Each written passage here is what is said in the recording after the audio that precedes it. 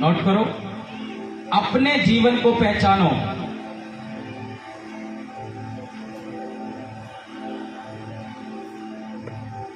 आज का वचन मैं आपको दूंगा, आपने सुनना है। अपने जीवन को पहचानो। तुम्हें परमेश्वर ने कुछ काम दिया है, उसको पहचानो। तुम्हें परमेश्वर ने कुछ बोला है, उसे पहचानो कि तुम कौन हो। जब तक तुम अपने आप को पहचानोगे नहीं, तब तक तुम वो ब्लेसिंग नहीं ले पाओगे जो परमेश्वर देना चाहता है। अपने पड़ोसी को बोलो कि अपने आप को पहचानना है। बोलो फिर से कि अपने आप से पहचानना है। अपनी एक पहचान देख। परमेश्वर ने तुझे कुछ काम के लिए चुना है। हालेलुया। जब तुम अपनी पहचान को पहचान जाओगे, जब तुम अपनी बुलाहट को पहचान जाओगे, तो फिर तुम परमेश्वर से आशीष उतना ही जल्दी ले लेते हो। हालेलुया। नोट करो, रोमियो 12 उसका 1 और 2। रोमियो 12 उसका 1 और 2 लिखा है, इसलिए हे भाइयों, मैं तुमसे परमेश्वर की दया स्मरण दिलाकर विनती करता हूं कि अपने शरीरों को जीवित और पवित्र और परमेश्वर को भावता हुआ बलिदान करके चढ़ाओ, यही तुम्हारी आत्मिक सेवा है। वचन कह रहा है कि परमेश्वर को जीवित और भावता हुआ बलिदान करके चढ़ाओ। तुम्हारा बलिदान क्या है? तुम गर्मी में भी, सर्दी में भी, बरसात में भी जब खुदा की महिमा करते थे, तुम्हारा बलिदान है जो तुम परमेश्वर को चढ़ा रहे हो। तुम बड़ी दूर दूर से बरसात को ना देखते हुए तुम्हें पता था कि आज परमेश्वर का दिन है, उसके घर में तुम बैठे हो, ये तुम्हारा बलिदान है और परमेश्वर इसी बलिदान को देखता है।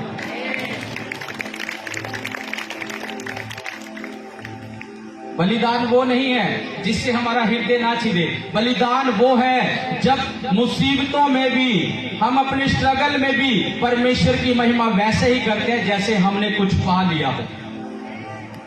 वो बलिदान है। वचन कह रहा है कि परमेश्वर को जीवित और भावता हुआ बलिदान करके चढ़ाओ, यही तुम्हारी आत्मिक सेवा है। हालेलुया। अगर आप अपनी पहचान को ना पहचानो तो तुम आगे कुछ बन नहीं सकते। परमेश्वर पहले नहीं बताता कि मैं तुम्हें अच्छा बिजनेसमैन बनाऊंगा, मैं तुम्हें अच्छा ऐसे ब्लेस करूंगा। वो तुम्हें नहीं बताता मैं तुम्हें अच्छा पास्टर बनाऊंगा, अच्छा प्रेरित बनाऊंगा। वो पहले नहीं बताता। पहले वो बलिदान देखता है, तुम्हारा बलिदान क्या है।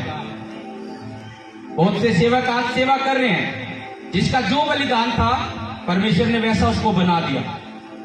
बहुत से बिजनेसमैन आज बिजनेस कर रहे हैं, जिसका जो बलिदान परमेश्वर ने जैसा दिया वो वैसा बिजनेसमैन बन रहा है। तुम्हारे बलिदान को परमेश्वर देखता है, याद करता है। इस चीज को याद रखना।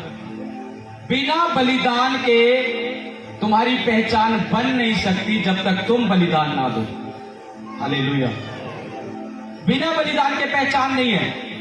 तुम्हें नहीं पता कि तुम अच्छे बिजनेसमैन बनोगे, तुम्हें नहीं पता परमेश्वर तुम्हें अच्छा पास्टर बनाए, प्रेरित बनाए, प्रॉफिट बनाए, क्या बनाए, पहले नहीं। पहले वो तुम्हारे बलिदान को देखता है, तुम परमेश्वर के लिए क्या कर रहे हो। फिर वो निर्धारित करता है कि मैं तुम्हें क्या दूंगा। आज कुछ बोलते हैं हमारा परिवार में लड़ाई झगड़ा रहता है, पति पत्नी में लड़ाई झगड़ा दूर नहीं होता। कारण क्या है? एक अच्छी हाउसवाइफ भी वो बनती है जो परमेश्वर को बलिदान चढ़ाना सीख जाती है। और फिर देखना तुम्हारी मैरिड लाइफ में परमेश्वर कैसे काम करेगा। तुम परमेश्वर के लिए बलिदान दोगे, परमेश्वर तुम्हारे लिए कामों को पूरा करेगा, तुम्हें अच्छा बिजनेसमैन बनाएगा, तुम्हें अच्छी हाउस वाइफ बनाएगा, तुम अपने परिवारों को अच्छे से संभाल पाओगी। ये उसकी एक ब्लेसिंग है। लेकिन वो होगा कब? पहचान बनेगी कब? जब तुम बलिदान दोगे। जब तुम बलिदान दोगे। तुम देखो तुम्हारा बलिदान क्या है। जब प्रार्थना का टाइम है तो फेसबुक व्हाट्सएप खोल के हमने बैठ जाना है। जब प्रार्थना का टाइम है, इधर उधर की बातों में हम घंटे लगा देते हैं, इसकी सुनने में उसकी सुनने में घंटों बिता देते हैं। प्रार्थना का समय निकल जाता है, फिर कहते हैं अब मन नहीं करता प्रार्थना करने का, अब तो लेटना है बस। क्यों? जो समय प्रार्थना का था इधर उधर की बातों में गवा दिया, जो समय प्रार्थना का था फेसबुक में व्हाट्सएप में गवा दिया। और फिर मन नहीं लगता। बलिदान कहां है तुम्हारा? जैसा तुम्हारा बलिदान होगा, परमेश्वर वैसी ही तुम्हारी पहचान को बनाएगा। वो बलिदान देखता है, बलिदान। जब मैं सुबह उठा, क्योंकि मैं रात को लेट सोया, जैसे प्रेयर कर कर मैं 9 बजे, 8:30, 9 बजे के आसपास मैं उठा था। मुझे नहीं पता बाहर क्या है क्या नहीं है, लेकिन मुझे मेरी फैमिली में से बताया कि मैंने पूछा सबसे पहले उठकर, मैं क्या बरसात तो नहीं आज? कह रहे नहीं, बरसात नहीं है। मैंने कहा धन्यवाद हो प्रभु का। रात को हम प्रार्थना करके गए, देखो धूप निकल रही है, मैं कह रात को प्रार्थना करके गए थे कि परमेश्वर बादल सरके, और वो बादल सरक गया। हालेलुया। फिर मैं अपने प्रेयर रूम में प्रेयर कर रहा, फिर मेरी फैमिली ने बोला इतने की धूप निकल गया। मुझे बड़ी खुशी हुई। मैं कहा परमेश्वर प्रार्थनाओं को सुनता है। आज उसी प्रार्थना का उत्तर है कि हम यहाँ बैठे हैं। तुम कल सोचो क्या बरसात थी, तुम सोच भी नहीं सकते कि आज रुकेगी या नहीं रुकेगी, क्योंकि वेदर भी आज बहुत ज्यादा बता रहा था। मैंने एक ही वर्ड परमेश्वर से मांगा कि परमेश्वर वेदर मायने नहीं रखता कि क्या होता है क्या नहीं, मेरे लिए तू मायने रखता, जो मैं तुझसे मांग लूंगा वैसा हो जाएगा। और जब सुबह मैंने वेदर चेक करा और रात का वेदर था, जमीन आसमान का फर्क दिखा। यहाँ टीम थी, यहाँ इनको पता है कि हमने क्या प्रार्थना की थी। यहाँ कम से कम 10 से 12 लोग थे जिनके बीच में ये बातें हुई, जो प्रार्थना हुई, जो परमेश्वर ने मुझे जैसा बोला, मैंने उन वर्डों से प्रार्थना की। जैसा मेरा बलिदान होगा वैसा मेरा परमेश्वर मेरी पहचान बनाएगा और वैसा मुझे बनाएगा। एलिया का बलिदान जैसा था, तभी बरसात रुक जाती थी जब एलिया बोल देता था। उसका बलिदान था। वो तुम्हारे ऊपर डिपेंड है कि तुम्हें अच्छा पास्टर बनाएगा, प्रेरित बनाएगा, प्रोफेट बनाएगा। तुम्हारा बलिदान जैसा होगा वैसा वो सेवक को बना देता है। जैसा हमारा बलिदान है, परमेश्वर वैसा हमें बना रहा है। तुम नहीं जानते कि अच्छा बिजनेसमैन कैसे बनेंगे। तुम बलिदान दो, बलिदान चढ़ाओ, जीवित हो, भावता हुआ हो। अच्छी हाउसवाइफ बनना चाहते हो, अपने परिवार को अच्छे से चलाना चाहते हो, बलिदान चढ़ाओ, जीवित और भावता हुआ। फिर देखना हाउसवाइफ, लोग बोलेंगे कि इसने अपने परिवार को अच्छे से संभाल रखा है, चला रही है। लोग बोलेंगे इसने अपना बिजनेस अच्छे से संभाल रखा और चला रखा है। क्योंकि परमेश्वर मनुष्य का भी अनुग्रह देगा, अपना भी अनुग्रह देगा, जब तुम उसे बलिदान दे दोगे तो। हालेलुया। क्या तुमने कभी देखा एक बच्चा स्कूल पढ़ रहा हो, 8वीं क्लास में हो, और 8वीं क्लास छोड़ के 10वीं क्लास में चला जाए? ऐसा होगा? कितने ही स्कूल चेंज कर ले, कितने ही स्कूल चेंज कर ले, जाना कहां पड़ेगा? 8th में ही, 8वीं में ही जाना पड़ेगा। ऐसा तो नहीं 10वीं में चला जाएगा। आगे कितने ही स्कूल चेंज कर ले, कितने ही स्कूल चेंज कर ले, ऐसा तो नहीं 10वीं में चला जाएगा। किस में जाएगा? अगर 10वीं में थोड़ा धक्के से चला भी गया, अगले स्कूल में 10वीं में चला भी गया, मैं मानता हूं चला जाएगा, लेकिन वो रिजल्ट नहीं आएगा जो आना चाहिए था उस स्कूल में रहकर। ये लोग समझे मेरी बात को? वो बच्चा 10वीं में चला जाएगा, रिजल्ट नहीं ले पाएगा वो जो उसे 8वीं से 9वीं से जिस स्कूल में था उसमें बढ़कर लेना था। रिजल्ट अच्छा नहीं रहेगा। फिर मैंने बहुत से ऐसे लोग देखे हैं जो प्रार्थना करने वाले हैं, फास्टिंग करने वाले हैं, लेकिन फिर भी उनकी लाइफ में शांति नहीं है। मैं सच में कह रहा हूं, जो लोग प्रार्थना करने वाले हैं, फास्टिंग करने वाले हैं, कुछ मिले ना मिले, सबसे पहले यीशु मसीह बड़ी शांति देता है और उसके बाद वो सब चीजें देता है जो हमें चाहिए होती है। सबसे पहले वो शांति देता है। लेकिन मैंने उन लोगों को भी देखा है, प्रार्थना करते हैं, फास्टिंग करते हैं, शांति में भी रेगुलर चलते हैं, लेकिन इतना चलने के बाद भी शांति नहीं है। कारण क्या है? बलिदान में कहीं चूक है। एक बच्चे ने अच्छा पूरा साल स्टडी की है 8th क्लास के लिए, और जब एग्जाम का टाइम आया, एग्जाम ना दे, रिजल्ट क्या रहेगा? 0 0। ऐसे ही प्रार्थना करने वाले, फास्टिंग करने वाले हैं, सब कुछ करने वाले हैं, लेकिन जब एग्जाम का टाइम आता है तब 0 हो जाते हैं। अब समझो मैं जो बातें तुम्हें कह रहा हूं, परमेश्वर तुमसे बलिदान मांगता है। जैसा तुम्हारा बलिदान होगा जैसा तुम बलिदान दोगे वैसा परमेश्वर तुम्हें करेगा। तुम्हारी प्रार्थना का समय है, तुम्हें फेसबुक और व्हाट्सएप पे नहीं जाना है। तुम्हारी प्रार्थना के समय तुम्हारे पास कोई पड़ोसन आके बैठ गए, इधर की बात करे उधर की बात करे, उसमें नहीं जाना है। उसको स्पष्ट बोल दो। मेरे पास अगर कोई भी आता है मिलने के लिए, जब मेरी प्रार्थना का टाइम है, मैं उसको सबसे पहले बोल देता हूं, ये मेरी प्रार्थना का समय 10 मिनट मिले बात की भेज देना। मैं खुद कहकर भेजता हूं कि अब मेरी प्रार्थना का टाइम है, क्योंकि मैं जानता हूं शैतान सामने से नहीं आएगा, वो किसी रिश्तेदार के अंदर से होकर भी आ सकता है कि तुम्हें लगे मेरा खास आया, मैं इसके पास बैठ जाऊं, बातें कर लूं। तुम्हें लगे ये मेरे लिए जरूरी है, मैं इसके साथ बैठ जाऊं, इससे बातें करूं, क्योंकि शैतान दिखाई नहीं देता। आपके सगे संबंधी के अंदर होकर वो बात कर सकता है कि आपको प्रार्थना से पीछे कर ले। आपके सगी संबंधी, आपके खास के जीवन से होकर ऐसा लग सकता है तुम्हें कि वो तुम्हें तुम्हारी प्रार्थनाओं से अलग कर दे, तुम्हारी फास्टिंग से अलग कर दे, और फिर तुम देखोगे हम बड़े खाली खाली से लग रहे हैं। खाली क्यों लग रहे हो? क्योंकि तुमने बलिदान चढ़ाना छोड़ दिया, और तुम इसी करके तुम फील कर रहे हो कि हम अंदर से खाली क्यों हैं।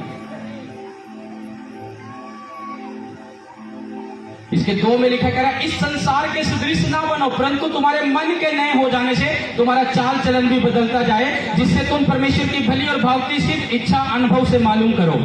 इस संसार के सदृश ना बनो, जैसे ये संसार चल रहा है ऐसे ना चलो। परमेश्वर की इच्छा जानो क्या है तुम्हारे लिए। परमेश्वर की इच्छा को समझो हमारे लिए क्या है। हालेलुया। कह रहा तुम्हारा चाल चलन बदलता चला जाए जैसे जैसे तुम परमेश्वर में बढ़ो। क्या तुमने अपना चाल चलन बदला है अभी भी? ये सोचने की बात है। अभी भी तुमने अपने हर एक बुरे काम छोड़ दिए? ये सोचने की बात अभी भी। जब तुम उन बुराइयों से दूर हो गए, जब तुमने बुरे काम छोड़ दिए, जब तुम्हारा चाल चलन बदल चुका है, तो तुम्हारी पहचान भी मेरा परमेश्वर बदल देगा। वो बदलेगा यीशु मसीह के नाम में।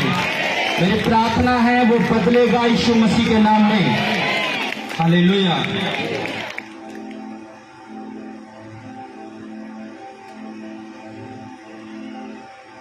जब तक हम अपने आप को पूरी तरह से परमेश्वर के हाथों में नहीं सौंपते कि परमेश्वर मैं तुझे अपने हाथों में सौंप रहा हूं।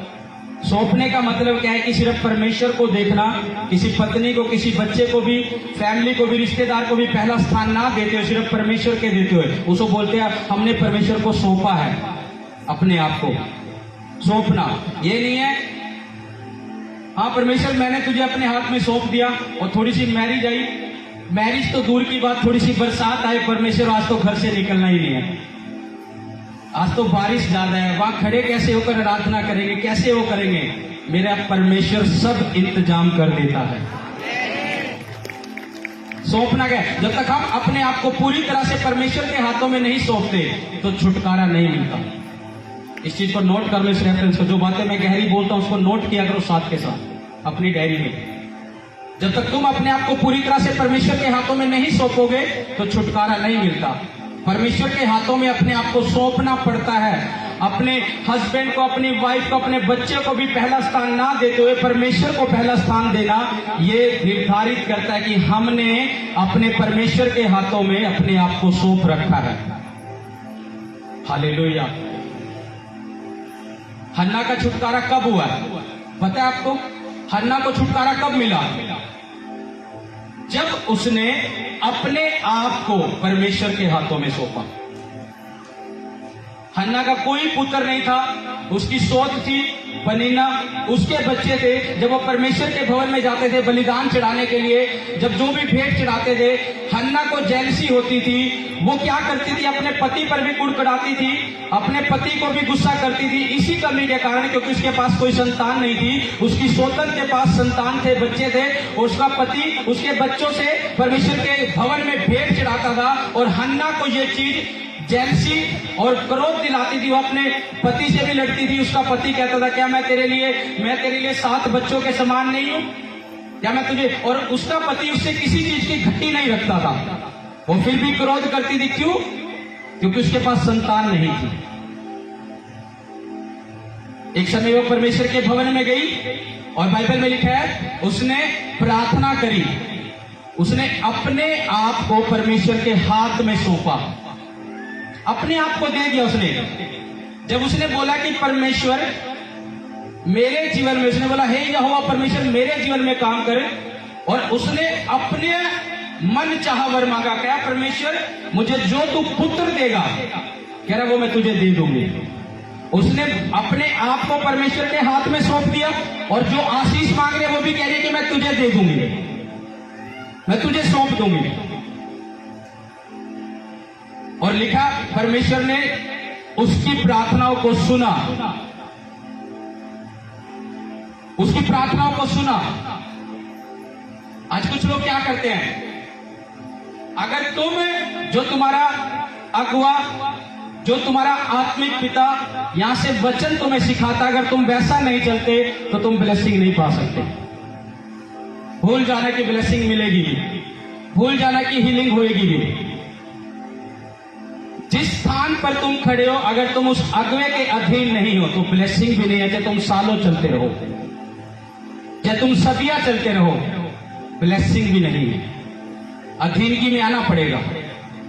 अधीनगी में चलकर अपने आप को परमेश्वर को सौंपना है, और परमेश्वर के दास के, लिखा है बाइबल में, जो परमेश्वर पर विश्वास करते हैं वो स्थिर होते हैं। जो उसके नबियों की यानी उसके दास की प्रतीति करके उस पर विश्वास करते हैं वो सफल होते हैं।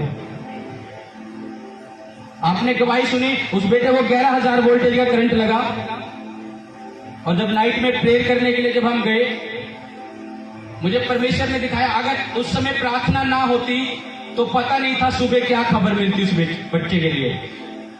बारिश हो रही थी, मैंने बारिश को भी नहीं देखा जिस दिन वो आईसीयू में था बेटा।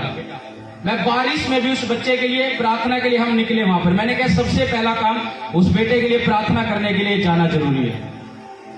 हमने बारिश को भी नहीं देखा, और अगर उस रात प्रार्थना ना होती तो सुबह पता नहीं था क्या खबर मिलनी थी। लेकिन हम प्रार्थना के लिए गए, और जब प्रार्थना हुई परमेश्वर ने मुझे बोला कि ये बच्चा सुरक्षा में है। फिर मैंने सुबह अपनी पर्सनल प्रार्थना में उस बच्चे के लिए प्रार्थना की, लेकिन मेरे पास कॉल नहीं आया कि वो ठीक हो चुका है या नहीं। तो मैंने खुद फोन किया दोपहर को, मैं क्या पूछूं कि कैसा है वो, तो उन्होंने बताया बल्ले बल्ले है। ये उनके वर्ड थे, क्योंकि एक खुशी थी, क्योंकि बच्चा जो है उस कंडीशन से बाहर आ चुका था। मैंने खुदा का उसी टाइम थैंक्स किया, और फिर मैं रात को फिर गया। मैं क्या, मैं मिलके भी आऊंगा। अब उसको होश आ गया, थोड़ा बातचीत कर सके। थोड़ा वो बोल नहीं पा रहे थे क्योंकि पाइप थी, हाथों से इशारा कर रहे थे। मुझे इतना देखकर खुशी हुई कि परमेश्वर ने इस बच्चे को संभाल लिया। जब तुम उसके अगुए की प्रतीति करते हो तो तुम सफल होते हो। अगर उसके अगुए की प्रतीति नहीं करते तो सफलता नहीं ले सकते। तुम कितना ही चलते रहो यहां।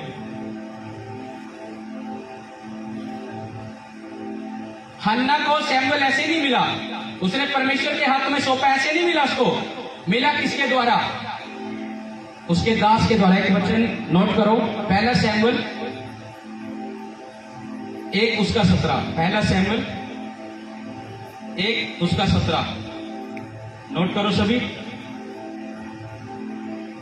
और एक रेफरेंस नोट करो इसके साथ ही। परमेश्वर कुछ बरकतें लोगों के लिए अपने दास के हाथ में रखता है।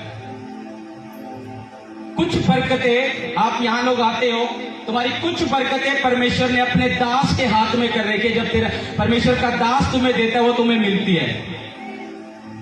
कुछ बरकतें परमेश्वर ने अपने दास के हाथ में कर रखी है कि वो मेरे लोगों को देगा तो मेरे लोग बरकत पाएंगे। अब वो बरकत मिलेगी कब, सफल होएंगे कब? जब तुम प्रतीति करोगे आत्मा से, शरीर से नहीं, आत्मा से। पहला सैमुएल 1 इसका 17 इसमें लिखा, एली ने कहा कुशल से चली जा, इजराइल का परमेश्वर तुझे मन चाहा वर दे।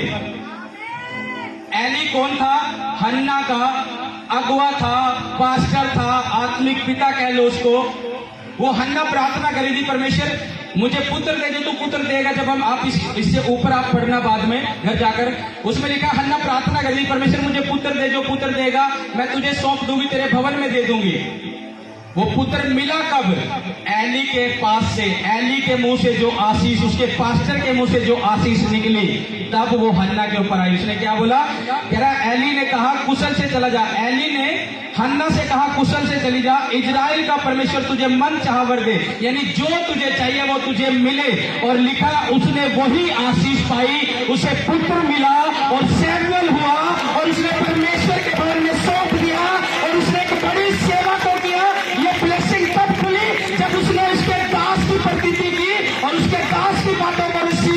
और वो सफल हो गई अपनी प्रार्थनाओं में भी। आज लोग कहते हैं प्रार्थना सुनी नहीं जाती। अरे ये देखो सूरज निकल रहा है, धूप निकल रही है, क्यों नहीं सुनी जाती है? क्यों नहीं सुनी जाती है? कारण क्या है? तुम्हारा बलिदान क्या है? तुम प्रतीति कैसे करते हो परमेश्वर की दास की? कैसे उसकी बातों को फॉलो करते हो तुम?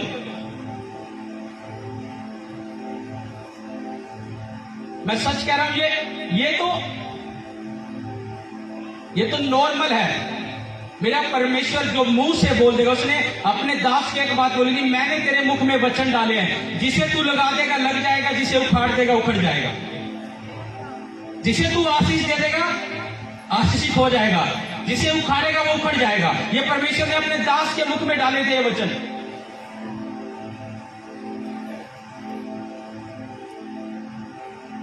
आज उस अहमियत को समझो।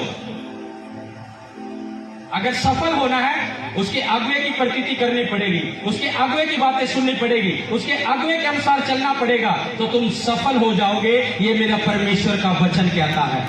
और मैं तुम्हें बोलता हूं, तुम सफल हो जाओ यीशु मसीह के नाम में। तुम्हारे परिवार सफल हो जाए यीशु मसीह के नाम में। याद रखना, एली ने कहा कुशल से चली जाए, यहोवा तुझे मन चाहा वर दे। मैं तुम्हें बोलता हूं, तुम्हें मन चाही आशीष मिले यीशु मसीह के नाम में।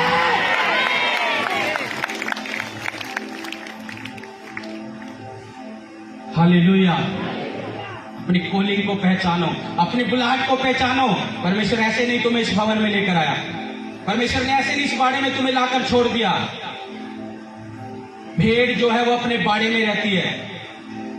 हम सब परमेश्वर की भेड़ें हैं। इस बाड़े में परमेश्वर ने इसलिए छोड़ा है ताकि तुम्हें हरी हरी वो दे सके। अगर तुम भेड़ नहीं हो, बकरियां हो, तो तुम वैसे ही हो जैसा चल रहा है। भेड़ लिखा है, यीशु मसीह ने कहा मेरी भेड़ें मेरा शब्द सुनती है और मुझे पहचानती है। यीशु मसीह ने ऐसा ही नहीं कहा। जो यीशु मसीह की भेड़ें हैं वो उसका शब्द सुनती है, उसके दास के शब्दों को सुनती है, फॉलो करती है उसके अनुसार। कह रहा मेरी भेड़ें मेरा शब्द सुनती है और मुझे पहचानती है।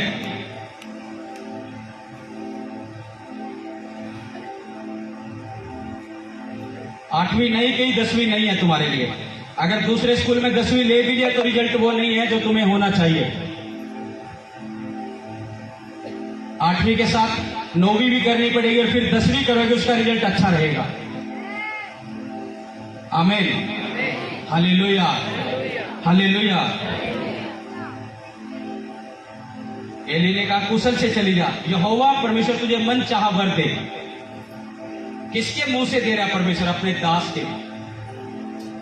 आज तुम यहां गवाही ऐसे नहीं सुनते, मेरे जीवन में ये काम हुआ, एक गवाही सुन रहे, एक भाई दे रहा कह रहे कि बचपन से जो अंग नहीं बना, वर्ड परमेश्वर ने दिया, भविष्यवाणी हुई, शब्द निकला, और वो बचपन से जो अंग नहीं बना वो परमेश्वर ने पूरा किया।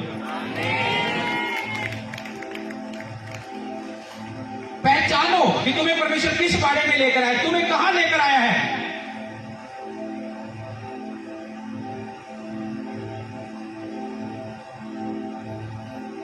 चारों तरफ हर तरह की आवाज है, हर तरह की आवाज है तुम्हारे चारों तरफ। तुम्हें किस आवाज को सुनकर चलना है तुम्हें खुद देखना है। चारों तरफ हर तरह की आवाज होगी, हर तरह की आवाजें होंगी। आपका पड़ोसी आवाजें लगाता होगा, रिश्तेदार आवाजें लगाता होगा, है आपकी फैमिली मेंबर आवाजें लगाते होंगे। तुम्हें नोट करना है कि मैंने इस आवाज को सुनकर चलना है या नहीं चलना है। अगर परमेश्वर को सौंप दिया, कोई वाइफ नहीं है पहले, कोई बच्चा नहीं है, कोई हस्बैंड नहीं है पहले, कोई बच्चा नहीं है। अगर परमेश्वर के हाथ में सौंप दिया तो परमेश्वर पहले मेरे लिए है।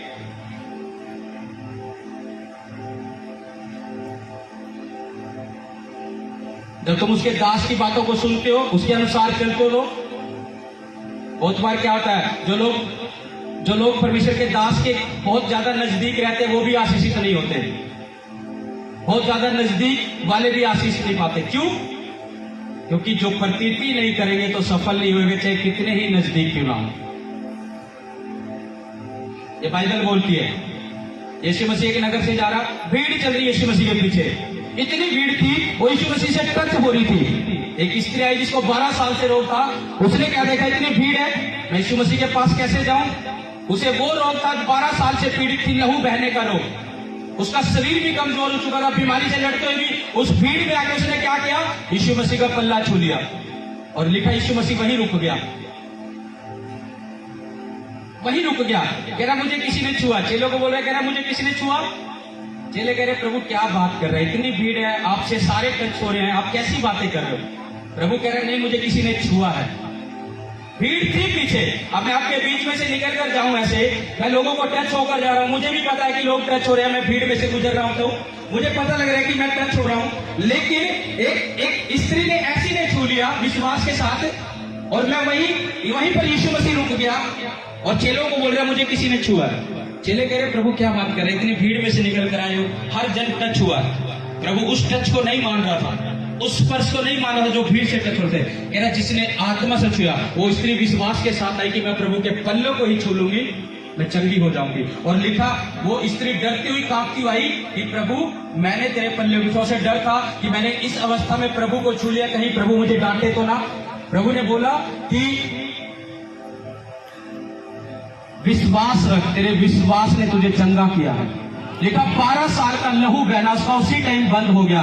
भीड़ तो और भी थी, जो पीछे चल रही थी, जो टच भी हो रही थी, इधर से भी टच कर रही, इधर से भी टच कर रही, यहाँ से भी हर तरह से, लेकिन उनका टच परमेश्वर को भाया नहीं। टच किसका भाया, जिसने विश्वास के साथ आकर पल्ला पकड़ लिया और यीशु मसीह वहीं रुक गया, मुझे किसी ने छुआ। इसलिए टच ऐसा करो यीशु मसीह को कि यीशु मसीह भी बोले कि मुझे किसी ने छुआ है और सामर्थ्य निकली है और तुम्हारे काम वो पूरे करेगा यीशु मसीह के नाम में। साथ वाले लोग भी आशीष नहीं ले पाते, क्लोज रहने वाले भी, मैं सच कह रहा हूं, बहुत से लोग साथ रहने वाले भी आशीष नहीं ले पाते। क्यों? जैसा तुम्हारा टच होगा, मसे की कैसे तुम वैल्यू समझ रहे हो, जो वैल्यू समझते हैं तुम उनकी गवाहियां सुनते हो कि हमारे जीवन में ये हुआ, हमारे जीवन में ये हुआ। बहुत लोग साथ रहने वाले भी ऐसे कैसे रह जाते हैं। तुम जैसा, मैं अपने आत्मिक पिता को खुदा की हजूरी में खड़ा हूं, मैं उनके वर्डों को फॉलो करता हूं, उनके शब्दों को फॉलो करता हूं। मुझे पता है कि शब्दों को जो मैं अपने आत्मिक पिता के फॉलो करूंगा, इसमें मेरी ब्लेसिंग है। शब्दों को, भीड़ तो लाखों में है वहां पर, लेकिन आशीषित और सफल वही है जो उसके नबियों की प्रतीति करता है। अभी बीच में क्या हुआ, हमारी मीटिंग थी, हमारे फादर का मैसेज आया था, हमें सभी सेवकों को वहां बुलाया। अभी 20 दिन पहले की बात है। और वो जो लोग साथ थे उन्होंने एक बात बोली, कह रहे कि उन्होंने यही चीजें हमें सिखाई, और जो लोग साथ थे कि तुम अपने अगुवे के साथ रहो, अगर तुम पलटी मारोगे इधर से उधर तो तुम सोच लेना ब्लेसिंग नहीं पाओगे। जहां परमेश्वर ने बाड़े में तुम मुझे नहीं जानते थे, मैं तुम्हें नहीं जानता था, मेरा यीशु मसीह तुम्हें लेकर आया है यहां पर।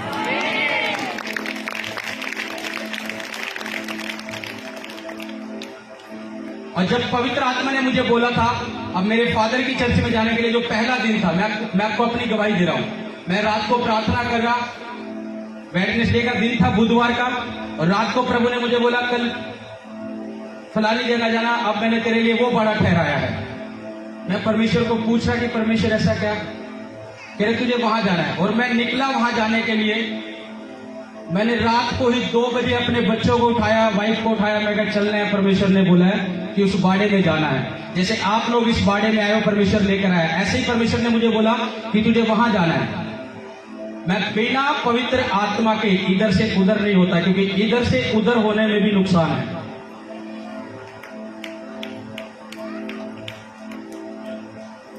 आज आप बहुत दूर दूर से यहाँ आए हो। अब मैं आपको एक चिन्ह देता हूं कि परमेश्वर की इच्छा क्या है, वो तुम्हें लेकर आए यहाँ पे। जितने लोग दूर दूर से यहाँ आए हैं, तुम जुड़े हो यहाँ पर, कितने लोगों ने यहाँ पर आने से आशीष पाई है, वो हाथ खड़ा करो। जो दूर दूर से जुड़े हैं हाथ खड़ा करो। जितने के जीवन में काम हुए हैं हाथ खड़ा करो। ये चिन्ह है तुम्हारे लिए कि परमेश्वर तुम्हें यहाँ लेकर आया कि तुम आशीष से पा रहे हो। ये एक साइन है, ये चिन्ह है कि तुम्हें पवित्र आत्मा लेकर आया है। तुम अपने आप नहीं आए हो। तुम ये ना सोच रहे कि हम अपने आप आ गए हैं। पवित्र आत्मा लेकर आया। अगर वो तुम्हारे जीवन में काम कर रहा है तो वो तुम्हें लेकर आया है यहाँ पर। जब मैं वहां गया, जब पवित्र आत्मा ने मुझे बोला, और तब से लेकर आज तक मैंने बोला मैं कभी भी जब तक पवित्र आत्मा ना कहे मैं इधर से उधर नहीं हिलता। पवित्र आत्मा ने बोला अब तेरा बाड़ा वो ठहराया है मैंने ठीक है प्रभु, मैं तो तेरा सेवक हूं, मैं तो तेरा दास हूं, जहां तू मोड़ देगा वहां बोलूंगा।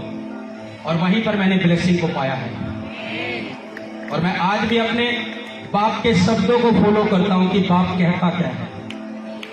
आज मैं तुमसे मिलूं या ना मिलूं, या तुम्हारे ऊपर ले हैंड करके भी जा रहा हूं, तुम्हारी प्रॉब्लम मैंने नहीं भी सुनी। आज जितने लोगों ने हाथ खड़े किया, अगर मैं इनसे पूछने लगूं क्या तुमने पर्सनल प्रेयर कराई है मुझसे कि मेरे को ये प्रॉब्लम है, नहीं बोलेंगे नहीं, हम बैठ के जाते थे, प्रेयर अटेंड करते थे, ऐसे ही काम हुए। क्योंकि तुम वर्डों को फॉलो कर रहे हो, शब्दों को फॉलो कर रहे हो तुम, और इसी में ही ब्लेसिंग है। कभी ना सोचोगी परमेश्वर के दास को ये कंडीशन तो हमने बताई नहीं, उसने सुनी तो है नहीं, बस सिर पे हाथ रख के चला गया। जैसा तेरा विश्वास वैसा तेरे साथ होगा। तुमने ये रखना है कि अगर मेरे सिर पर हाथ रख दिया, मेरे सिर पर हाथ रख दिया तो ब्लेसिंग आ गई। उसने कंडीशन बताई हो ना बताई हो मायने नहीं रखता, सिर पे हाथ रखा है ब्लेसिंग आ गई तो आ गई। ये मेरा विश्वास है। मेरे फादर ने बहुत बार ले हैंड किया है, मुझे वो चीजें मिली है जो मैंने कभी बताई भी नहीं। वो ब्लेसिंग मेरे जीवन में खुली है उस ले हैंड के द्वारा। तुम प्रार्थना सुनते हो कि यहाँ पर भी ले हैंड किया, परमेश्वर के दास ने बीच में गया, ये रोग चला गया, ले हैंड किया, ये प्रॉब्लम चली गई, ले हैंड किया, इस चीज से छुटकारा मिल गया, ले हैंड किया, ऐसे प्रार्थनाएं बढ़ गई। क्यों?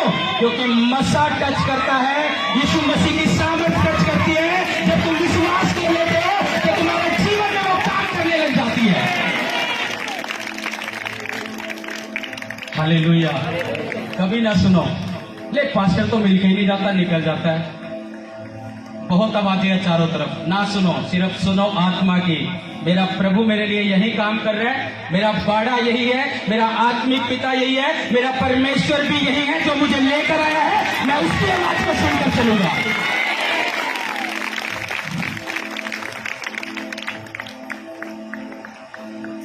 जो भाई की आपने गवाही सुनी आयुश्री की, जब मैं उस परिवार में गया मैंने उस चेहरे पर एक बात देखी, उन्हें एक ऐसा फील हुआ था कि अब हमारा बच्चा बच जाएगा कि प्रभु का दास आया।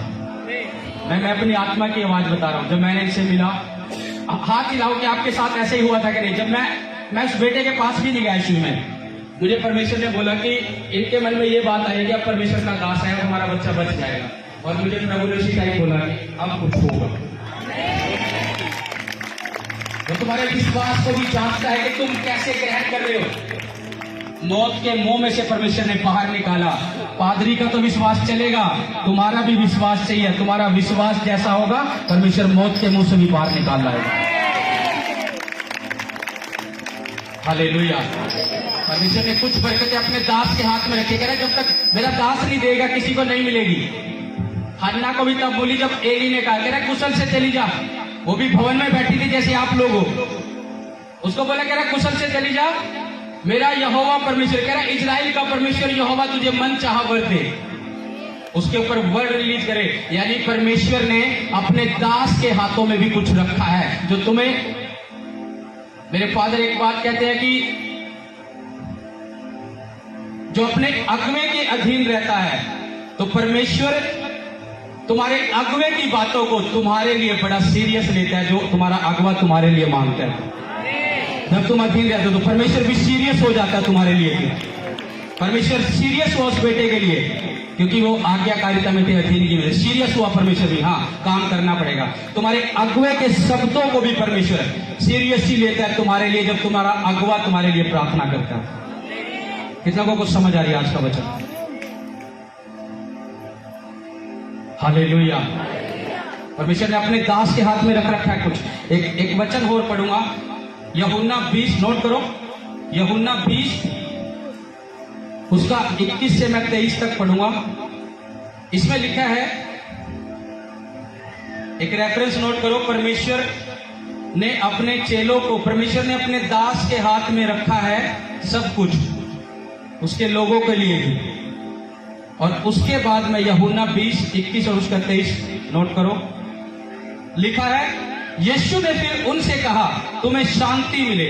यीशु मसीह अपने चेलों के पास गया, अपने दास के पास गया जो उसके चेले थे, उनको बोलता कि तुम्हें शांति मिले। यीशु मसीह बोलता तुम्हें शांति मिले, जैसा पिता ने मुझे भेजा है वैसा मैं भी तुम्हें भेजता हूँ। यीशु मसीह अपने चेलों को कह रहा है जैसा पिता ने मुझे भेजा है, मैंने पिता की सेवा को पूरा किया इस दुनिया में आकर, वो अपने चेलों को बोलता है वैसे मैं भी तुम्हें भेजता हूँ। बोलता कह रहा कि यह कहकर उसने उन पर फूका और उनसे कहा पवित्र आत्मा लो। अपने चेलों को पवित्र आत्मा दी यीशु मसीह ने फूंक कर, कहा मैं तुम पर फूंकता हूं और पवित्र आत्मा लो। और आगे बोलता है जिनके पाप तुम क्षमा करो वे उनके लिए क्षमा किए गए हैं, जिनके तुम रखो वे रखे गए हैं। यानी परमेश्वर के दास को भी परमेश्वर ने अपने चेलों को भी अथॉरिटी दी है। इस वचन में ध्यान से देखो, बोल रहा है जिनके पाप तुम क्षमा करो उनके लिए क्षमा किए जाए, जिनके तुम रखो वो रखे जाएंगे। जिनके पाप तुम क्षमा कर दोगे तो क्षमा हो जाएंगे, जिनके तुम रख लोगे पाप कि क्षमा नहीं है उनके ऐसे ही रह जाएंगे। ये परमेश्वर ने अपने दास के हाथ में भी किया ये बातें। इस वचन को गहराई से देखो क्या बोल रहा है। कह रहा जिसके पाप तुम क्षमा करो उसके क्षमा किए गए, जिसके तुम रख छोड़ो उसके रखे जाएंगे। अपने पड़ोसी को बोलो अगुवे की आज्ञा में रहकर ही आशीष है। उसने कहा जिसके तुम पाप क्षमा करो उसके क्षमा किए गए, जिसके तुम रख छोड़ो उसके रखे जाएंगे। Hallelujah, hallelujah. अभिषेक के नीचे आना। यीशु मसीह के नीचे भीड़ तो थी, छुआ किसने? एक स्त्री ने विश्वास से, लिखा वो उसके जीवन में काम हो गया। जो साथ वाले थे वो ऐसे ही चलते जा रहे हैं, यीशु मसीह कुछ कर दे मेरे जीवन में, कर दे। सिर्फ उनके शब्द यही थे, कुछ कर दे, कुछ कर दे, कुछ कर दे। और वो ये नहीं देख रहे मसा हमारे साथ कर रहे हैं, हमने तो सिर्फ रिसीव करना है और टच करना है और काम हो जाएगा।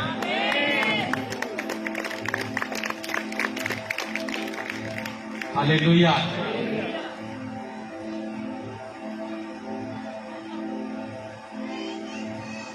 लिखा जो मेरे दास को छूता है वो मेरी आंख की पुतली को छूता है।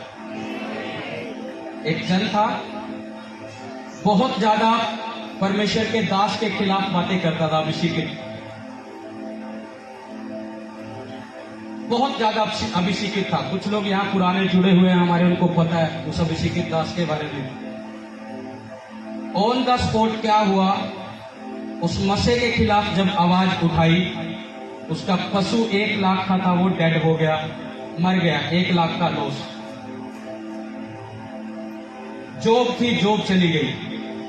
बाद में उस अभिषेकित दास को ढूंढता जा रहा है कि मुझे उससे माफी मांगनी है, वो मिला नहीं, वो सेवकाई बड़ी, वो कहां गया पता नहीं। फिर किसी ने बात करी क्या हुआ क्या नहीं। कभी भी अभिषेक के खिलाफ ना बोलो और ना सुनो। अगर सुनते भी हो तो तुम उतने ही दोषी हो जितना बोलने वाला है। एक गीत गाते हैं ना, यीशु के मसा को ना चीज ना जानना। ना चीज का मतलब है तुच्छ ना जानना, ना चीज का मतलब है तुच्छ। उसके मसे को तुच्छ ना जानो कि तुम सोचो मैं बोल थोड़ी रहा, मैं तो सुन ही रहा हूं। तुम हम सुनने में भी उतने दोषी हो जितना बोलने वाला है। तुम्हारे ऊपर भी वो बंधन आते हैं। हालेलुया। मसे को तुच्छ ना जानो। बहुत से लोग वीडियो डालते हैं मेरे आत्मिक पिता की सेवकाई को लेकर। मैं पहले सुनता था, लेकिन जब आत्मिक पिता ने बोला कि सुनने वाला भी दोषी है, अगर वीडियो आ भी जा रही है कोई सुनता भी नहीं, छोड़ देते हैं, पीछे जो हो रहा है होने दो। तुम सेवक हो, तुम सेवा करते हो, लोग तुम्हें अच्छा भी कहेंगे माड़ा भी कहेंगे। यीशु मसीह धरती पर आया, सेवा की, लोगों ने अच्छा भी कहा उसे, माड़ा भी कहा, लेकिन यीशु मसीह अपनी सेवा करता चला गया। तुम्हें लोग कुछ भी कहे, तुम खड़े और अड़े रहो, डटे रहो। मेरा परमेश्वर तुम्हें स्थिर और सफल करेगा जब इन चीजों से तुम बाहर निकल कर आओगे तो।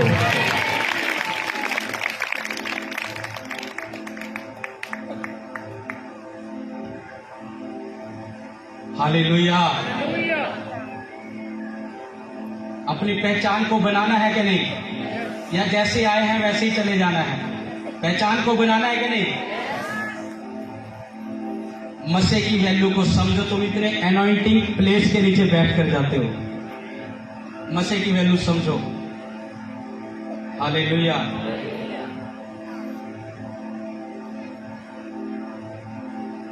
जो चीजें अनफ्रूटफुल है तुम्हारी लाइफ में से, जब तुम प्रार्थना करोगे परमेश्वर उन चीजों को दूर कर देगा। जो तुम्हें आगे बढ़ने से रोकती है। जो अनफ्रूटफुल चीजें हैं वो तुम्हारी प्रार्थना ही उन्हें तुमसे अलग करेगी।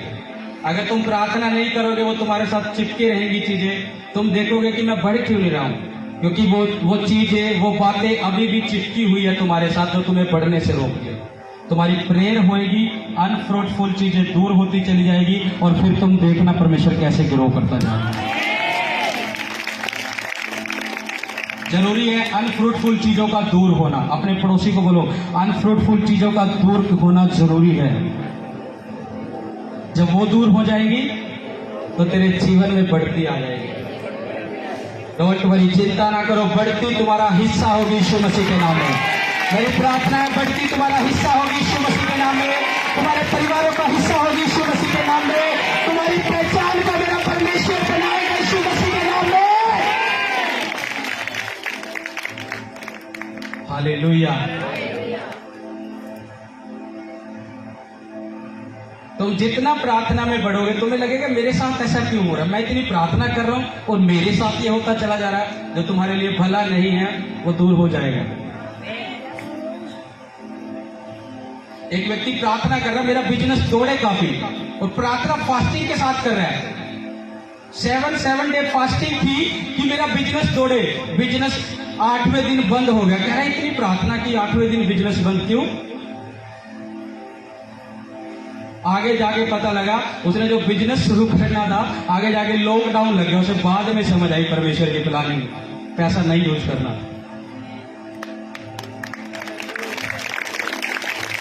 तुम्हें लगता है कि प्रार्थना का उत्तर गलत क्यों आ रहा है? मांग तो रहा हूं, ये हो रहा है। ये वो व्यक्ति कह रहा है 7 डे फास्टिंग रखी, बिजनेस तोड़े, लेकिन 8वें दिन बंद क्यों? क्योंकि लॉकडाउन लगा, आगे कुछ नहीं था, वो किराया भी पल्ले से जाता, वो काम ही नहीं हुआ। और उसे बाद में परमेश्वर की प्लानिंग समझ आई कि मेरी उन फास्टिंग का फल ये था।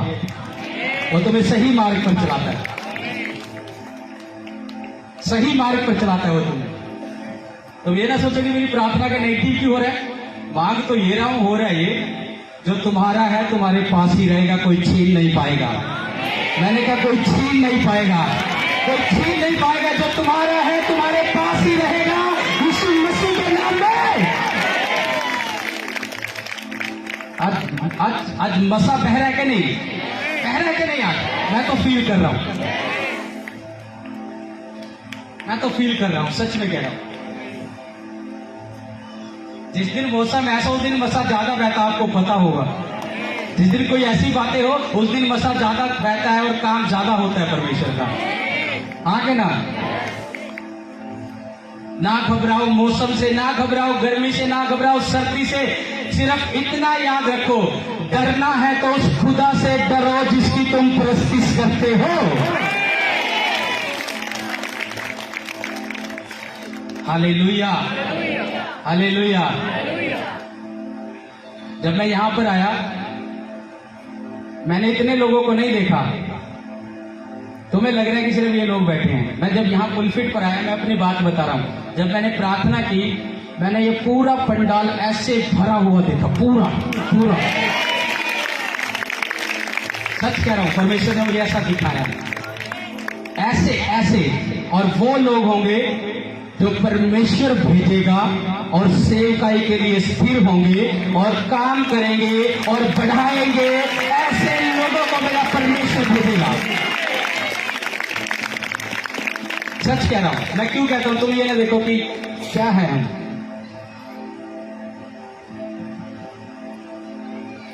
एलिया ने अपने चेलों को बोला, कह रहा कि चल राजा को बोल कि निकल जाए, यहाँ से नहीं, भारी बरसात होने वाली है, तू रुक जाएगा, फंस जाएगा।